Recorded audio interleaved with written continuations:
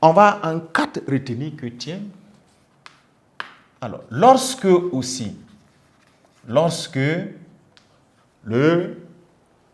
va dire, sujet est deux pronoms, le sujet est deux pronoms, n'est-ce pas? Donc, lorsque le sujet est deux pronoms de la troisième personne, la troisième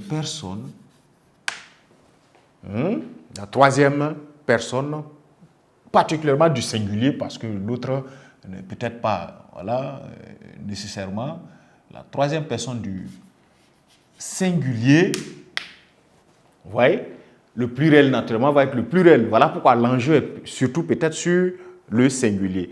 Donc, dès que le sujet est fait de deux pronoms, par exemple, de la troisième personne, surtout du singulier, le verbe se met à la troisième personne du pluriel. Vous voyez? Je vais mettre là-bas 2 points également pour dire que, en ce moment, le verbe se met à la troisième personne, voilà, du pluriel. Point. Et nous allons prendre un exemple tel que, alors, exemple,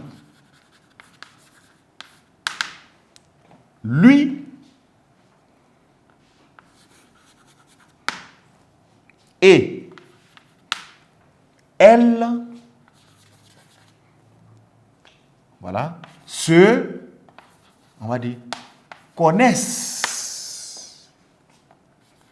Attention, ENT. Depuis longtemps.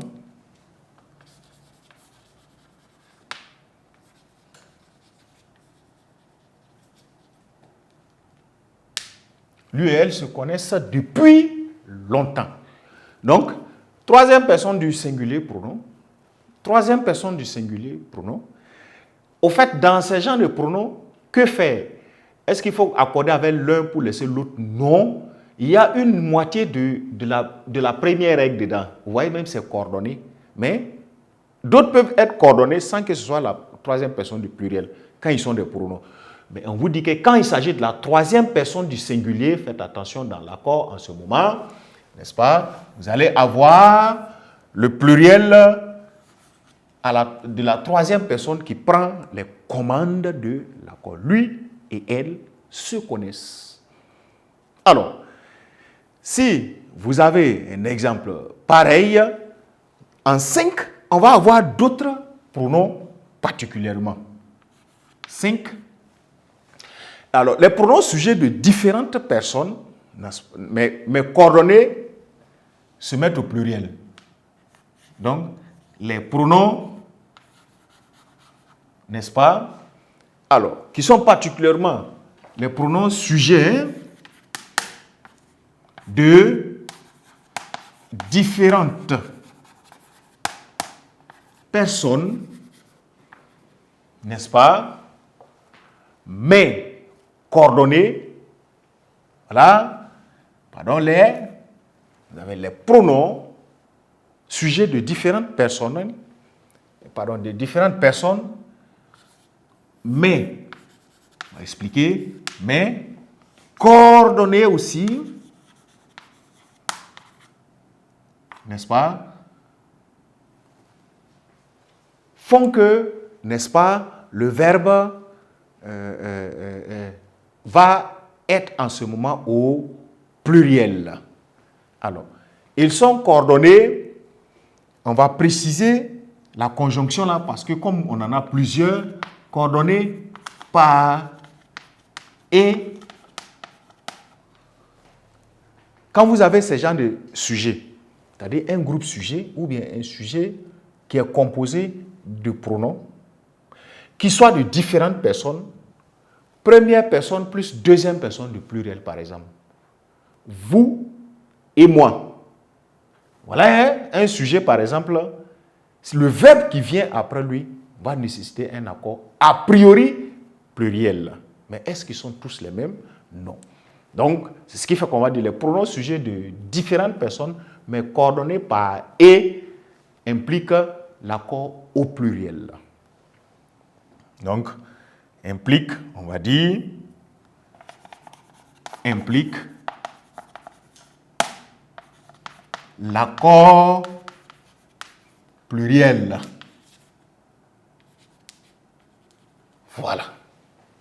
Et eux, ils méritent d'être détaillés. Maintenant, on va mettre un premier tiret comme ça. Vous et moi. Vous, n'est-ce pas? Et moi. On va mettre égal pour voir ce que ça va donner. Vous et nous. Vous et nous. Pour voir ce que ça va donner. Ensuite, lui et moi. Lui et moi, ou on va prendre cette fois lui et toi. Voilà. Et vous et lui. Vous et lui. Et pour terminer, peut-être maintenant par elle, moi et vous. Elle, moi et vous. Pour voir quel sujet chacun va donner dans ce cas ou avec quel sujet il faut faire accorder le verbe. Et je change de couleur peut-être. Voilà. Alors, quand le sujet d'une phrase est vous et puis moi, comme c'est signalé dans la règle là, vous voyez, d'accord? C'est-à-dire des pronoms de personnes différentes. Vous, c'est deuxième personne du pluriel, moi, première personne du singulier. Donc, c'est différent. Quand il y a, vous allez voir que l'accord reste au pluriel, mais il y a les sujets variables. Vous et moi forment nous. L'accord se fait avec le sujet nous. D'accord? Vous et nous donnent l'accord nous, toujours. Lui et toi donnent l'accord vous. Vous et lui, vous voyez, vous et lui va aller avec l'accord toujours vous. Et elle, moi et nous va, elle, vous et moi. Nous allons reconstruire cet exemple. Je vais inverser pour avoir une logique que je vais vous expliquer. Donc, dans elle, vous et moi. Elle, vous et moi va donner nous.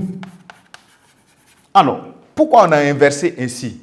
Lorsque le sujet est fait de pronoms de personnes différentes et que le locuteur, celui qui parle même est dedans, par mesure de courtoisie, par politesse, on se cite en dernière position. On donne la priorité à l'autre pronom. Voilà pourquoi, partout où il y a moi, il est en dernière position. Vous et moi est bien dit par rapport à moi et vous. On ne dit pas moi et vous. On ne commence pas par soi, par politesse. On cède la priorité à l'autre pronom. Vous et moi. Comme dans nous, celui qui parle même est dans nous, il ne va pas dire nous et vous. Non, il va dire vous et nous. C'est des règles de grammaire comme ça, en français comme ça, qui donnent des principes pour trancher parfois quand on est face à une situation. Sinon, si on disait vous et nous et vous, pour avoir le même nous, qui dit bien ou qu'est-ce qu'il faut faire pour harmoniser tout le monde sur une même manière de dire, on va décréter le principe de la politesse, la bienséance. Vous voyez? Voilà, ça ne tient qu'à ça. Donc, voilà pourquoi elle, vous Et moi, comme moi je suis dedans, on ne peut pas commencer par moi. Ce n'est pas courtois, on va se mettre en dernière position par politesse et commencer par les autres. Très bien.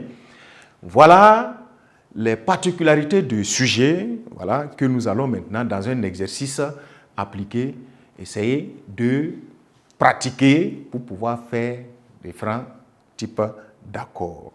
Voilà.